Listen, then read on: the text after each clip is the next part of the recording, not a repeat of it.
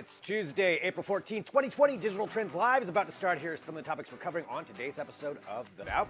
And for those of you that are super Minecraft fans, you'll be excited to know about the launch of the new ray tracing beta. We'll let you know the details, including how you can get access to it.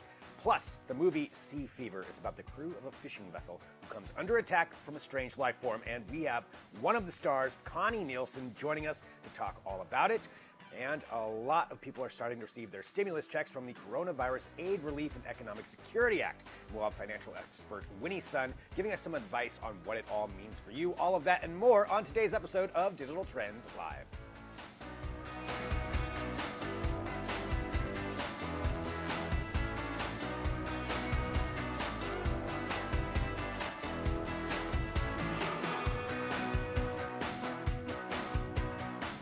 And hello, everyone. This is Digital Trends Live. Again, thank you for joining us wherever you are. We appreciate it. Of course, we broadcast live here every weekday, 9 a.m. Pacific, noon Eastern, bringing you trending tech headlines, news, interviews, discussions, and so much more. All broadcasting live across a number of different platforms. We're on Periscope, Twitter, Twitch, Facebook, YouTube, LinkedIn, Dailymotion, Apple News, 2 different mobile apps, a smart television app, and at digitaltrends.com/live. So wherever you're finding us, you can join in the conversations that we get to have. And we'd like to keep you up to date with what is happening in technology. And let's do that here right out of the gate. So Zoom, right? A lot of us are using Zoom now.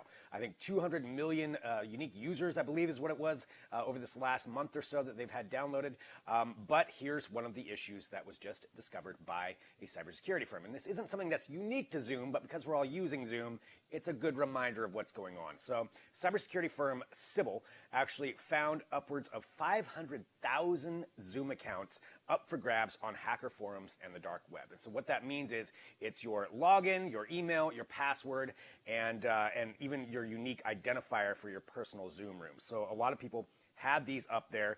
They said they were able to purchase them for 0.002 cents a piece. Some of them were even being given away to enable Zoom bombing, which we're all aware of what Zoom bombing is now, which sucks. So that's something that's going on. And the reason this was able to happen is because it's essentially credential stuffing. So what happens is if you have a username, like an email address and a password that you use frequently, and it's been hacked from another site, then they can take that and they just kind of blanket it out and see where else you're using that same thing. And that's why unique passwords are very, very important. And that's definitely accounts here for Zoom. There are different places you can go to check to see if possibly your email address has been hacked before. There's a haveibeenpwned.com, which is a site to go to where you can take a look, and if your email address shows up there, then probably time to change your password. It's also important to use unique passwords anyway, no matter what you're doing, but this is just a reminder of that. So that's something that's going on there with Zoom, but again, it's not really a Zoom issue. It's the fact that people are using the same usernames and passwords. So 500,000 of them up there right now, so the advice is to change your password. Continuing on here, just a couple of other updates when it comes to COVID-19 and coronavirus and technology. There is a new dashboard that's out that's pretty unique and something that I think a lot of people are going to get some value out of. It's from Johns Hopkins University. Now, they had one before that was a really solid dashboard kind of showcasing where some of the issues are in tracking coronavirus cases, but this new one can actually go down to the county level. So they have information for apparently America's 3,000 plus counties. There's a trivia question for you, but 3,000 plus counties. They've got all the details, and this is for the U.S. map. You can also see worldwide, but definitely an interesting thing to go there and take a look at if you want to see and track what's going on in your community. So as we can see right there, it's got some very detailed information. You can zoom all the way in there to that level. So that's from Johns Hopkins University. Again, something that you can take a look at. We've got links at digitaltrends.com, so you can go there and take a look at that. Certainly useful for a lot of things, but definitely finding out what's going on in your community. Continuing on here, as we bring you the trending tech topics, something else with Amazon. They recently announced that they were hiring 100,000 full and part-time workers for their distribution warehouses, but now they're actually hiring an additional 75,000. So this is to actually augment what they already have. So bringing in more people. They said that they're encouraging people who were furloughed or who've been laid off due to the lockdowns to apply. So that's something to be aware of, 75,000 workers being hired. There's also another breaking story from them about how they fired 2 employees who were involved in a bit of a protest at one of their warehouses. So that's a story that's at digitaltrends.com. You can take a look at that too. But if you're looking for some work, there's one opportunity there, 75,000 workers from Amazon. Again, you can read more about all of this at digitaltrends.com. Continuing on here with some trending news stories, let's talk about Minecraft. I know we have a lot of fans of Minecraft out there, and now there is a new beta that is launching on April 16th. They put out a video showcasing it, and it is bringing ray tracing to Minecraft. It's actually pretty cool. So this is NVIDIA and Microsoft that are partnered for this, and as you can see right here, as you watch this, you can see kind of what the difference is and what ray tracing can bring. And again, you're just seeing it on the screen right now, but I mean, it's pretty incredible, some of the things it can do. So it's utilizing something called deep learning super sampling, and that's DLSS 2.0. So this update will upscale the output of a game rendered at 1080p resolution to 4K. Just giving an example of that, it'll increase the frames per second. You get to see all those different kinds of shadows and things like that that we were showcasing there in that video. So a really cool update for that, and that's coming out on April 16th. And you can get it. There's a couple of stipulations that you need in order to be able to get it. So it's going to be available in the Microsoft Store. You do have to have the Xbox Insider Hub app. So that's available there, and then you'll need, and then that's really what you need in order to get it. And then you can get the Minecraft for Windows 10 beta. So that's the official name of it, but it will have that ray tracing capability. So pretty cool there for all of you Minecraft fans. Anybody who's gaming at home right now, something to definitely take a look at, and pretty cool use of technology. Read more at digitaltrends.com. Continuing on here, giving you this rapid fire news here at the start. We've got some great things coming up here on the show too, but to let you know about this, we know a lot of social media platforms have come out with their own policies on political ads. As we're in this political season, Twitter is banning them, Facebook saying they can kind of do whatever they want. Reddit now is going to have something where they're going to have a subreddit to track political spending and advertising, and it's going to be under the subreddit Reddit political ads. It's going to retroactively showcase all of them since January 1st, 2019. This is an announcement the company made today. And essentially, it's going to provide some transparency, is what they're saying. So the political ad will be able to go up. Comments will be allowed on the first 24 hours that an ad campaign is live, but the advertiser will be able to moderate them. But they do have, for 24 hours, those comments will be available there where you can leave a comment. So definitely an interesting thing. They'll also have kind of a flag on it. They said that if there is something that gets approved in error, they'll even apply that. If they push something through and they maybe didn't realize it was quite political, they'll have an approved in error tag on there. So definitely an interesting use case there, but that's what Reddit is doing in order to try to provide some more transparency for their political ads. Read more at digitaltrends.com. And finally, here we've got this robo-taxis maybe on their way. Well, they'll be enabled. So Elon Musk making an announcement here. This was actually a couple of days ago, but this is something that's coming back up right now as we're looking at different ways of seeing how autonomous vehicles can actually help us out a lot during this. We see a lot of deliveries that are being made, but this is something that he has talked about with Tesla for a while, in that they eventually want to do this, where they want to turn Teslas into robo-taxis. And this would be the idea where if you purchase a Tesla, you could then have it go out and take people on rides for you to help pay for that Tesla. So the robotaxi ability, as they're so-called calling it there, he said that it will be ready by the end of the year. And so that means full self-driving capabilities. Now, that's also something that Elon Musk is saying.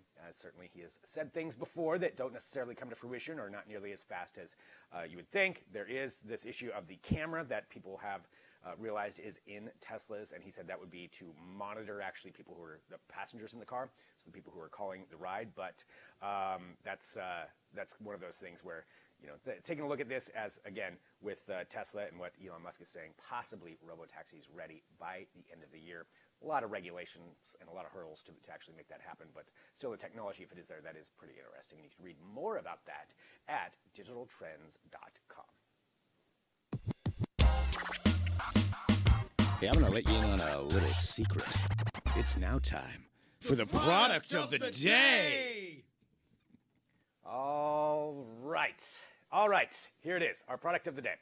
So it's the Apple Watch Series 3 GPS. Yes, an Apple Watch. Who doesn't want one of those right now when you're at home? It's time to get something like this. So this is the Apple Watch 3 GPS 38mm sport band aluminum case.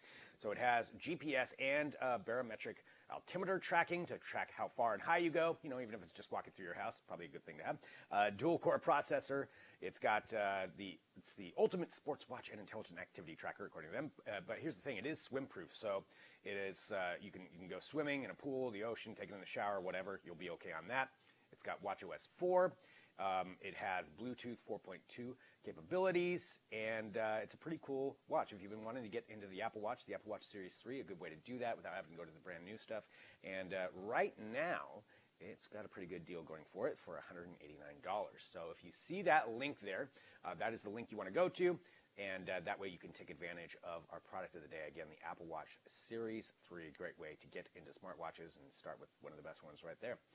All right, continuing on here with digital trends, we have a lot to talk about today. We are going to be talking about the OnePlus event where they have announced a new phone. Our own Andy Boxall has it in hand. So that's going to be coming up in a few. But up next, we've got somebody pretty awesome here that's joining the show. We've got Connie Nielsen. You will recognize Connie Nielsen. You know Connie Nielsen. Well, she's in a new movie called Sea Fever, and I was able to sit down and talk with her for just a little bit about it. And yes, I asked about Wonder Woman spoilers. You'll have to see what her answer was. But that's coming up next, so stick around back here in a minute with more Digital Trends Live.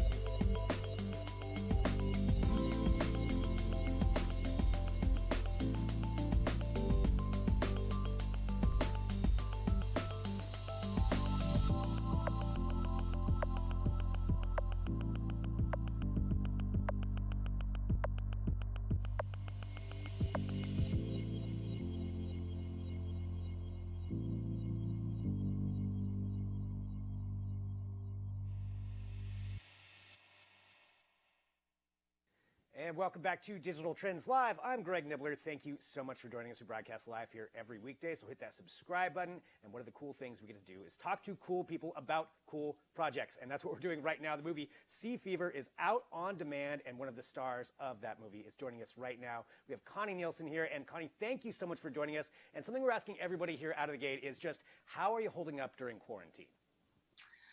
Thanks. I am actually doing great because I'm a mom and I get to have all my kids at home all the time. We are having these wonderful dinners every night, and it's really, really special.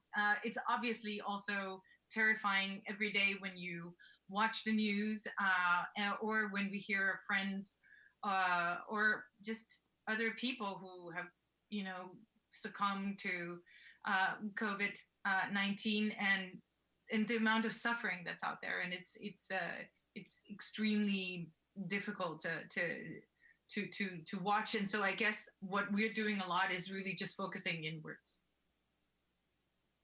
Yeah, and I think, you're right. There's so much news out there that is hard to see, and we appreciate, of course, all the first responders and all the healthcare workers. But one thing I think people are really turning to is entertainment, just for an escape, for something else to think about, and certainly Sea Fever falls in that category. And I was wondering if you could walk everybody through what this movie exactly is about. This movie is about people on a fishing trawler who encounter a catch that they did not expect.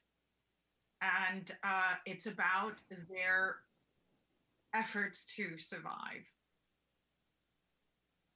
And watching the trailer, it's clearly fascinating seeing what's going on. And one of the things that's even said in the trailer is that part of what's going on with it is, it's sea fever, so I guess it does say it a little bit in the name, but that it's almost like a virus and an infection that people get. And there's even a mention quarantine in there, which is kind of an interesting time for this to come out. And I want to ask, how does it feel for you to have this come out just at this exact time?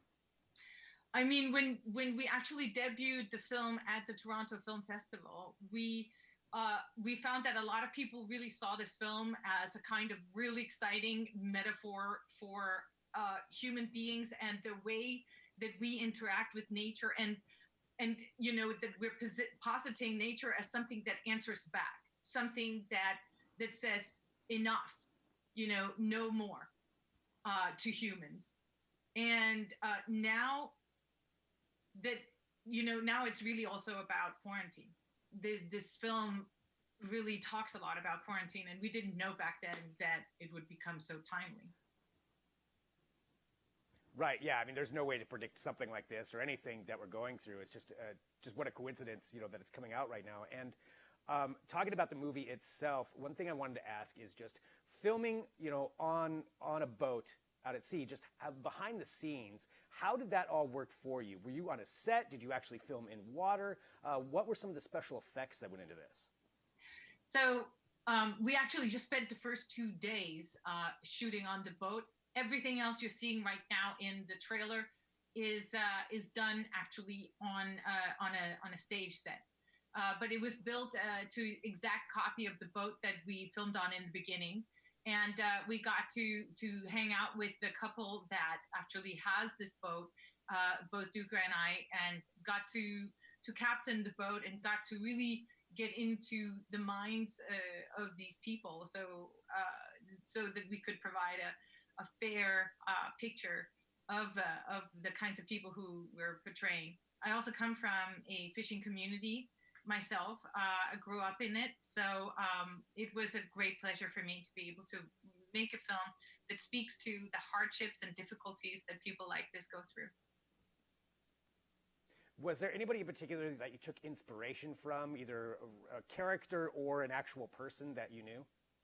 Actually, I would say that the female captain that I was working with in preparation, she just had this wonderful energy, this no nonsense, completely unfiltered, beautiful energy that I try to bring into this character too.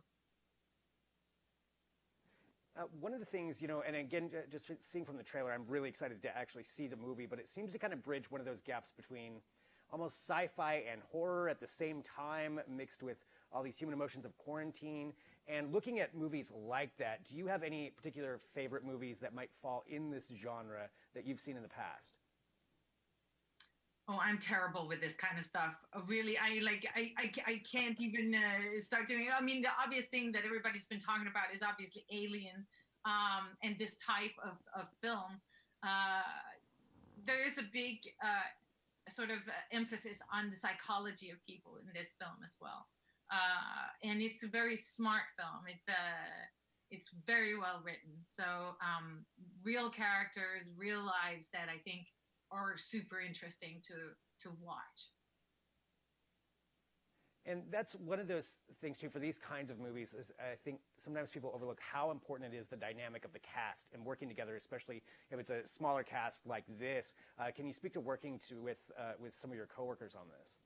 Yeah, we were in these small sets together all day, and we had long days. We had a very short shooting period, so it was long days, and we had, obviously our green rooms back at the studio, and we just never even went there. We would just sit and huddle together in our little chairs, our camping chairs, around this little heater in a corner of the studio, and just chatted and just had a really lovely time together. We just happened to enjoy each other's company. And even after long days of shooting, we would still go to dinner together. We would still go and have drinks together. Yeah, it was pretty nice. I feel like that could be a make or break situation. It's like a long road trip with somebody you don't really know. Either you're going to be friends at the end or you're going to despise each other at the end. But it sounds like that was not the case here. You know what they say about, newlyweds going on boats, that either makes or breaks the relationship right there. Speaking of good casts, I have to ask, and I understand if you can't say anything, but with Wonder Woman 1984 coming out later on this year, and what a great character that you have in that, is there anything you can give us about what Queen Hippolyta's role is going to be in 1984? No. Sorry. Okay. But yes, we're there again, and the Amazons. We just it was really wonderful to get to see everybody again when we were shooting that, and I certainly hope that we get to do the Amazon film that Patty has been plotting. for us. Nice. Yeah, I cannot wait for that to come out. So hopefully that does go along the lines here as we go forward. Another question here for you. You know, since we are a tech-based show, I wanted to ask you, you know, while you're in quarantine here, what is the one piece of technology that you wouldn't be able to live without right now? Well, certainly the internet. Like the internet right now is everything. I can't imagine going through this and not having access to the internet. Yeah, 100%. I mean, I think we can all agree that it has been fantastic having that and different ways to connect to, that you can connect to people. When it comes to social media, what social media platform are you the biggest user of right now? I've been doing very little, very, very little, just a little bit of Instagram and Twitter, but that's really it. I've really, as I said earlier in the interview, I've really been looking inwards and just focused on my family, the house, and just day-to-day things that were immediate and in the moment. Yeah, and I think that's great too. We've been trying to find that balance in between everything, right? Because that's so important right now. And of course, being quarantined with your family, that's probably a big help right there. Looking forward with the movie itself, what would you want people to take away from it after watching Sea Fever? Well, I mean, it has been interesting to see the people's reactions to COVID. And see how some people just really literally didn't get it for weeks and weeks on end. And it's almost like they needed to have a personal experience before they started taking this illness serious. And I really feel that that's one thing that you see with the film is the importance of people to really take this seriously, take this threat seriously. And I think that the film is also asking us, you know, what kind of humanity are you bringing to the fore in the middle of all this? And to me, if there's something I see is the importance of community, of collaborating, of being in this together, being kind to one another, of trying to help each other out and to try to save as many lives as possible. That's really what I would take from the film, but also from this situation here. I also feel that, you know, having access to healthcare for everyone is something that this particular situation has made me think is a core concern for this country.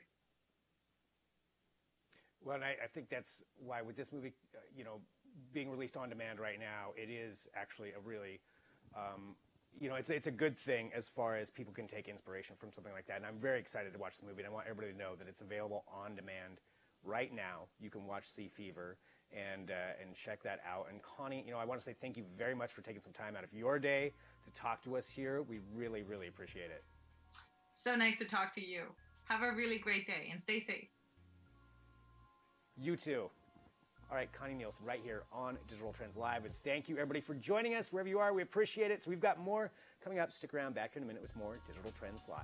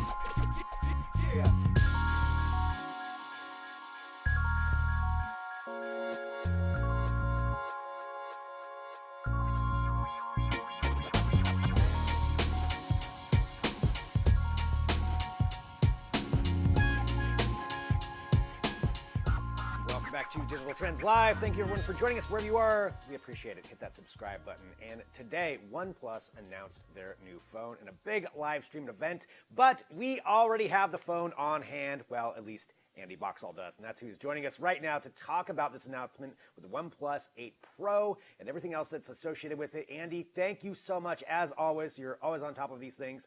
Tell us about this new phone. So there are actually two new OnePlus phones, the OnePlus 8 Pro and the OnePlus 8. And there are little tiny differences between the two. But as you can see, it's the this one here that is the OnePlus 8 Pro. And you can tell because it's got not only a larger screen, but also a more impressive camera. So we're going to talk about this one right here because I've had the pleasure of using these for about a week. And it's the one you should be buying. So what makes this special? The screen, for a start. This has got a 6.8-inch AMOLED screen, and it is beautiful. The crispest whites, the deepest colors. It's super bright, 120 hertz refresh rate, so that it's smooth scrolling all the way through. Really a fabulous visual experience. The phone has got a 4,500 milliamp hour battery, but it's just astonishing in the terms of how long it lasts. I've had it going for 2 days with pretty heavy use on at least one of those, and that's really impressive for a modern phone. It's also got fast charging, so that when you plug it in, it goes to 50% in about 20 minutes and onto full in an hour. So that's really, really cool. What OnePlus has done to make this really new is add in 3 key new features that we've been crying out for in terms of 2 of them for some time. The first is it's got 5G. So when you buy this, it's going to connect to those next generation networks when they arrive in your local area. That means it's going to last you longer. It's also got an IP68 water resistance rating. So if you drop it in the water, it's not going to stop working. And finally, it's got wireless charging. And that's something we've been crying out for from OnePlus for ages. And this is the first OnePlus phone to have that. So really, really cool new features. This thing seems pretty amazing so far. Sorry, I didn't mean to interrupt. I wanted to ask actually about those cameras. I think that's what you're doing next. That is, yeah. So this is the main difference between the 2 phones. The OnePlus 8 Pro has got a much, much better camera than the OnePlus 8. So it's got a new Sony IMX689 48 megapixel main sensor. I've used this in another phone as well, and it's really fantastic. It takes stunning photos with just the right amount of saturation. So they always look really colorful, works well in light and in low light. Night performance on this is really, really good. It's also got a 48 megapixel wide angle camera and an 8 megapixel telephoto lens. So it's got a versatile ability that we want to see from a modern camera. There's one bizarre element with the camera on this. OnePlus has added something called a color filter. And what it does is invert colors in the photos you take. So what's green suddenly becomes a sort of really high level, high brightness white. And everything else becomes a bit beigey and a bit creamy, and it's really odd. It makes everything look like a nuclear wasteland. It's really quite bizarre. I don't know when I'll use it again, but occasionally you can take some really creative shots. I don't know what OnePlus was thinking when it thought this was a really cool idea, but it's definitely different. I just don't know when I'd use it. Well, yeah, that is a strange feature to add in. How does it compare to like a latest Samsung S20 or anything like that when it comes to the camera? Well, in my tests at the moment, which are limited to the amount of time that I can spend outside, I'd say it's comparable to the 2 best phones that I've tested recently, which is the iPhone 11 Pro and the Samsung Galaxy S20 Plus. Both of those are really fantastic in terms of camera performance and software. And the OnePlus 8 Pro comes right alongside both those phones in terms of camera performance and ease of use with software. OnePlus puts brilliant Android-based software on its phones, really excellent. It's very usable, really quick, and not too much bloat over the top. So it's usable every day. And so it should do all of these things because the price is a little bit more than what we're used to paying for a OnePlus phone. So a OnePlus 8 Pro is going to cost you $900 if you opt for the basic 8GB of RAM and 128GB of storage version. But we don't really suggest you buy that. It's better to get one with more storage so it lasts you longer. So you get the 256GB version with a massive 12GB of RAM, and that's $1,000. So that's going to be the same as an iPhone 11 Pro, starting out anyway. So it's quite pricey for a OnePlus phone, but you do get absolutely everything. 5G, water resistance, wireless charging, brilliant screen, barking mad camera in certain areas, but it's really fantastic. And I love this green color as well. It looks really great. It turns into a sort of aquamarine blue in certain light. Really an amazing color. Is the green the standard color that it comes with? It is. There's two different colors. There's three actually. There's a black one as well that I haven't seen, and also one called Interstellar Glow, I think it's called. And that's a sort of pinky, multicolored version that I've not seen in real life yet. And that looks really great. Looks like the Aura Glow on the Galaxy Note 10 Plus from last year. Gotcha. And now you said so $900 for the base, but $1,000 for the next level up, and that's for the Pro. Yep. What's the release date? I mean, I know they just debuted them, but when are these actually going to be out and shipping? So you're going to be able to get these from April the 29th in the US.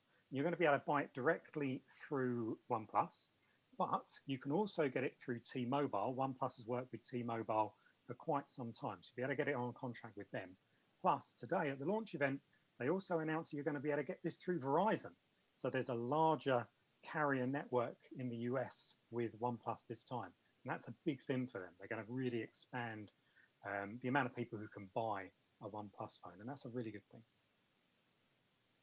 Well, it's definitely an interesting phone. You're right. I do love that color. Just seeing what it is right now, even just through the screen with you.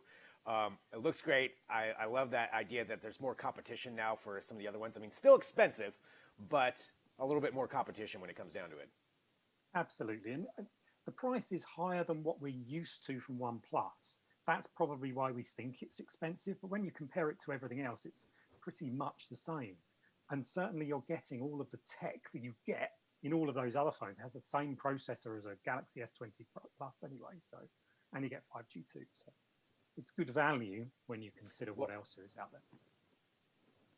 That's true, yeah, with the 5G enabled too, right out of the gate with it. Well, definitely cool, and I want to say thank you, Andy, for showcasing it here on the show, especially the day it launches. We already have it, right after it does happen, and we've got the review up at digitaltrends.com as well from you using it and showcasing some of the specs. And Andy, as always, thank you so much.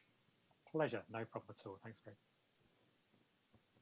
All right, that is Andy Boxall, who always has his hand on all these latest releases, all the phones. And I will say that there is the speculation maybe the iPhone SE could be coming out soon, so I bet Andy will have all the details on that as well. But check out the OnePlus 8 and OnePlus 8 Pro at digitaltrends.com. All right, continuing on here with our show. So we've got a lot to talk about. And I want to say thank you to everybody who's joining us. So whatever platform you're watching on, we are live, in case you didn't know. But here's the thing. A lot of us are starting to get stimulus checks from the CARE Act, and we have Winnie Sun, who's going to join us next to kind of walk through what that means, how it's going to affect some different things for you, what the financial implications and ramifications are. So that's something that I think we all need to know about, and that's why Winnie's going to join us here to talk about that. So that's coming up next. Stick around back here in a minute with more Digital Trends Live.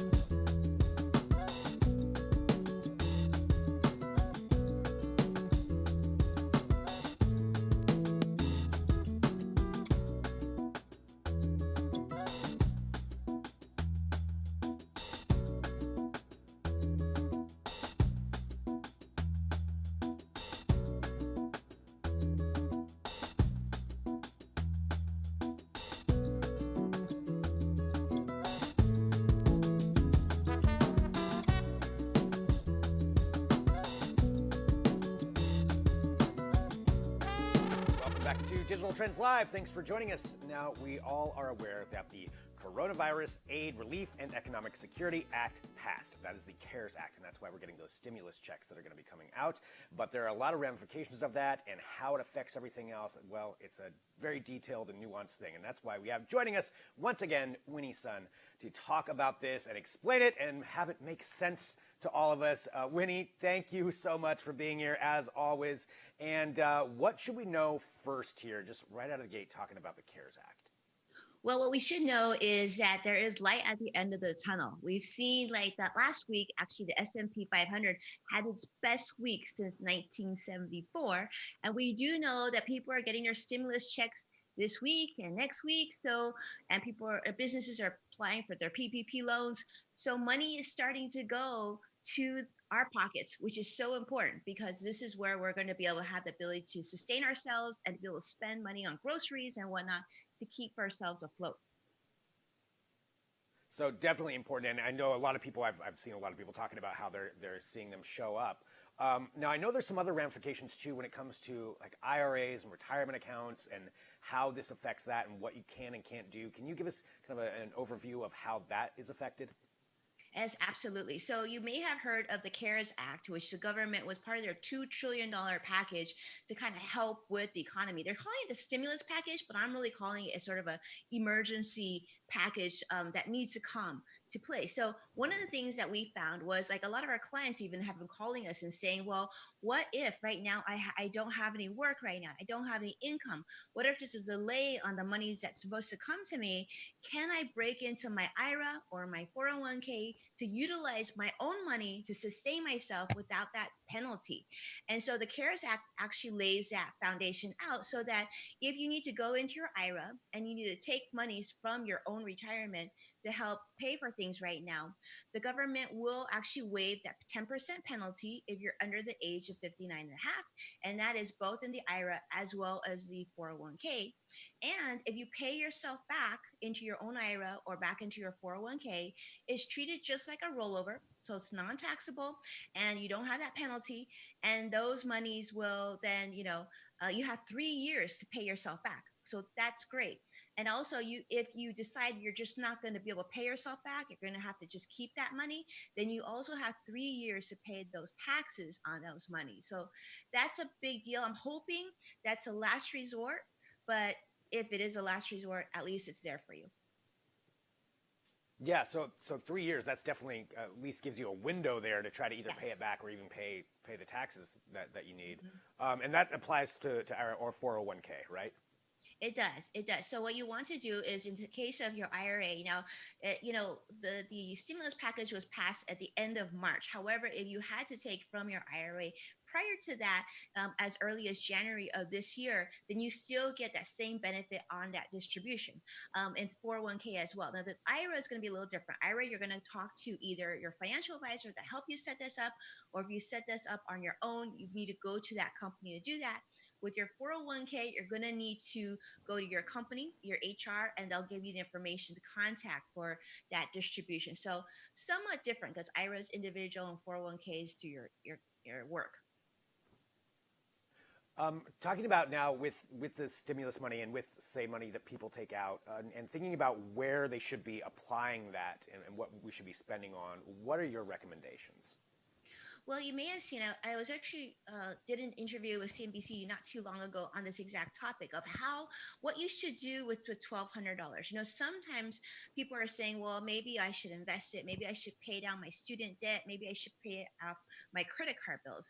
I actually think you should keep it in your savings account or checking account. And the reason that is because it's $1,200 or up to, yours could be reduced. You should keep it as a financial lifeline, at least for the next few weeks, until we have better understanding of where we're going to go. Now, if you're in a situation where you still have a paycheck, your company is still giving you 401k matching and whatnot, then you might want to, if you have income and you're not worried about that money, you could either, number one, fill up your emergency fund, which is great, which we all should have, and many of us don't have, or you can actually consider maybe increasing your 401k contribution at work.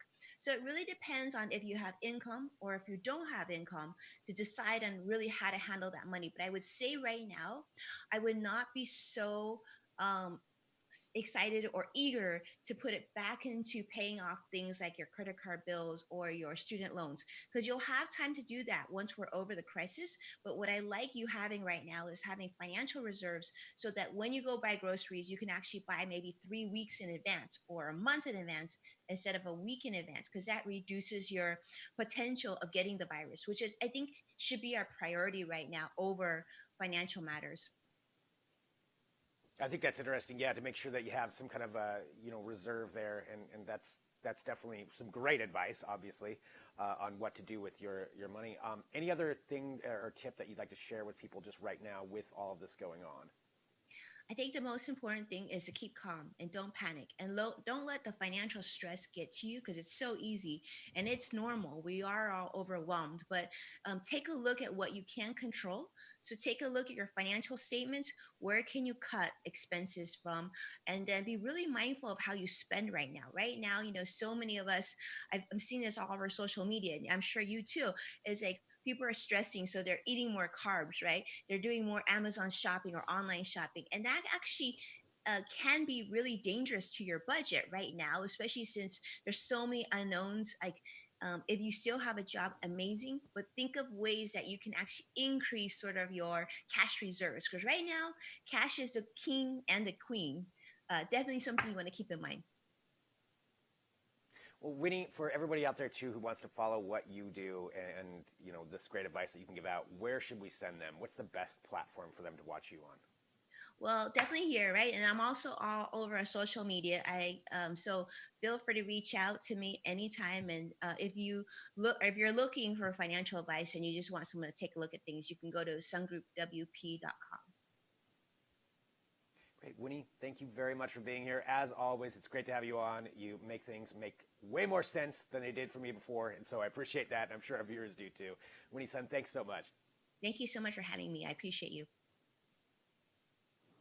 All right, so some great advice right there. Something that we can all learn from about how to handle this. So make sure that you have some savings there, and it's kind of a safety net, I guess, when it comes to that stimulus check. So that was Winnie's advice. Great advice. Coming up next, we've got more for you. So we've got Fritz Bruckner, who's going to be joining the show. So Fritz is going to be talking about whole life meditation and what that is and what it means. So he's coming up next. Stick around, back here in a minute with more Digital Trends Live.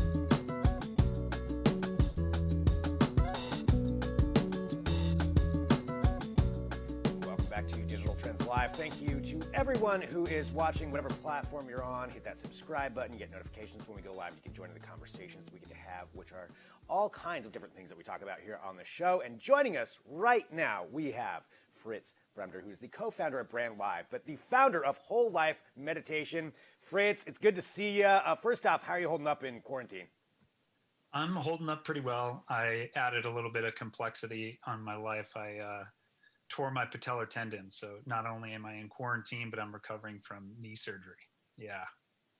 Wow. It's been brutal. Yeah, that's not fun. So sorry to hear about that. But I mean, I guess if you have to be quarantined, or have to go through that, now would be the time, I suppose.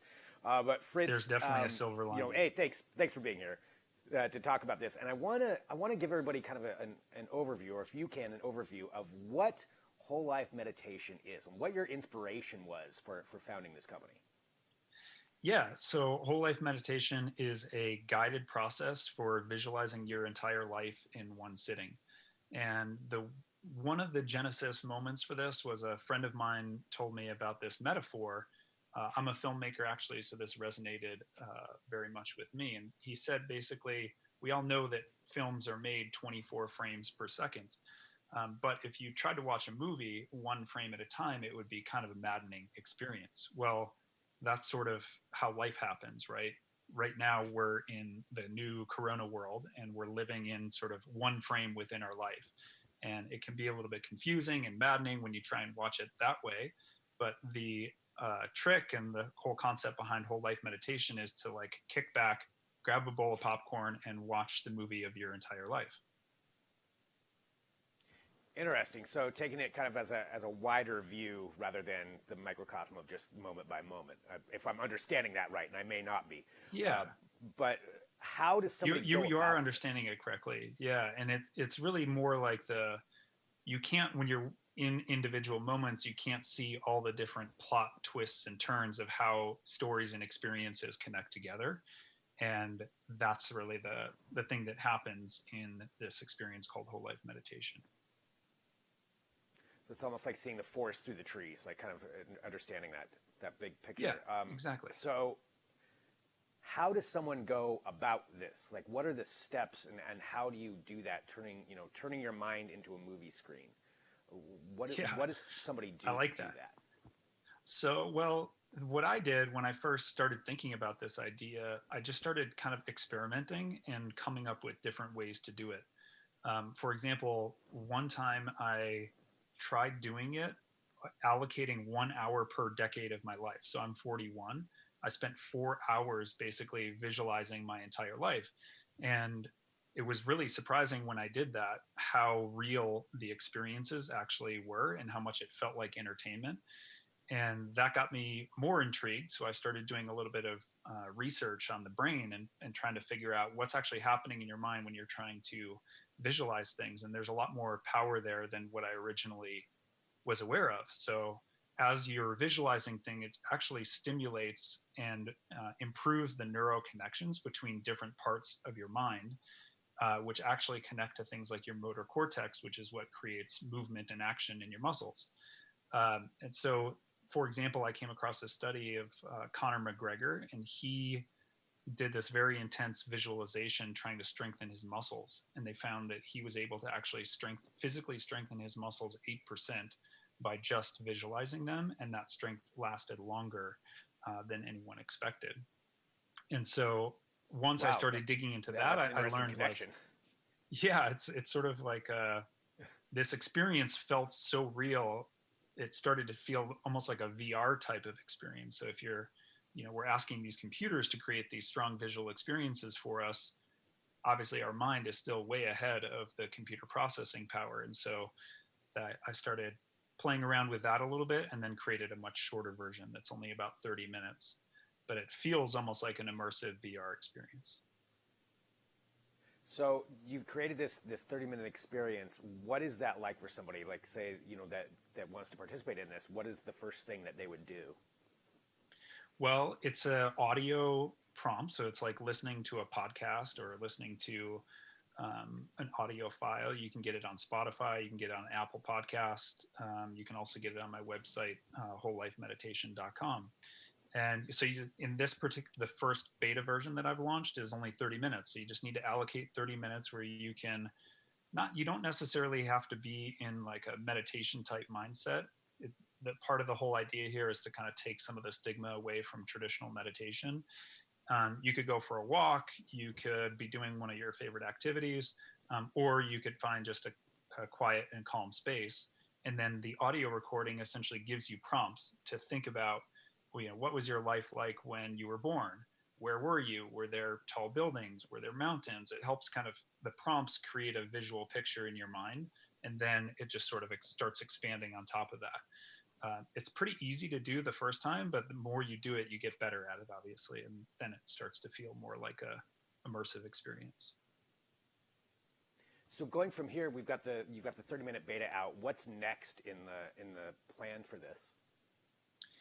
Well, I've got a bunch of different ideas and thoughts for what I'm going to do next. The first one is really simple. So right now, the audio on the 30-minute version is more of a traditional meditation kind of sound music track in the background.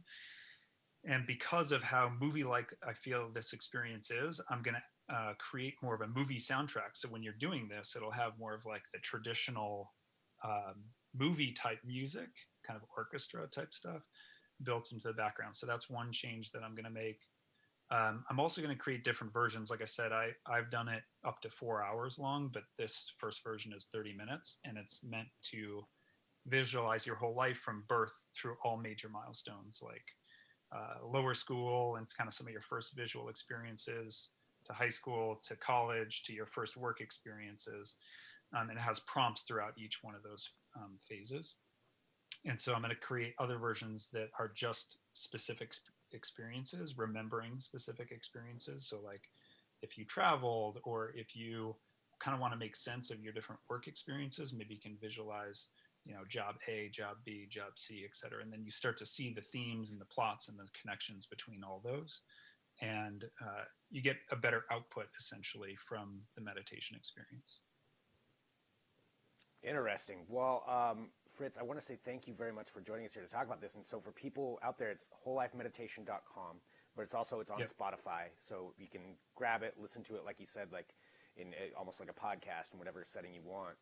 Really, really interesting. I really want to try it out because I think we can all use a little bit of relaxation or calmness, or find something in this, right now. And that definitely interesting, the ties that you have there to the science side of it. Yeah, too. it's for the timing right now. Go ahead. It's like for the timing right now, obviously, in living in this new sort of corona world, we're stripped of our experiences. We can't go out. We can't see the people that we want to. And so we're overcoming that, obviously, with a lot of technology.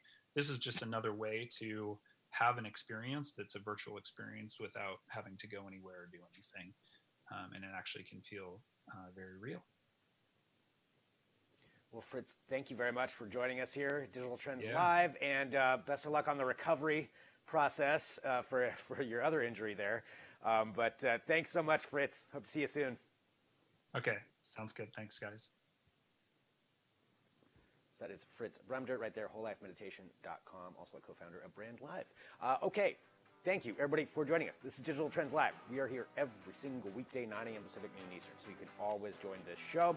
We're live, and we get to have all kinds of different interviews. So coming up tomorrow on the show, we've got some really good stuff lined up for you. Number one, Fat Jewish is going to be here. Fat Jewish is going to be on the show. You know him, Instagram, you follow. We've also got Trevor May, the pitcher for the Minnesota Twins and the commissioner of the new MLB The Show Players League. So Major League Baseball put together 30 teams, 30 players, one from each team. They're going to be competing in MLB The Show, and we've got the commissioner, the player commissioner of the league, Trevor May, is going to be here on Digital Trends Live. That's just tomorrow. And that's why I want to say hit that subscribe button. We have so many great people here on the show, so many good interviews, good news, good headlines, and we want to be here for you every single day. And so that's why I say thank you. Please share the show, hit subscribe, let other people know about it. And I'm Greg Nibbler, and I'll be right back here tomorrow with another edition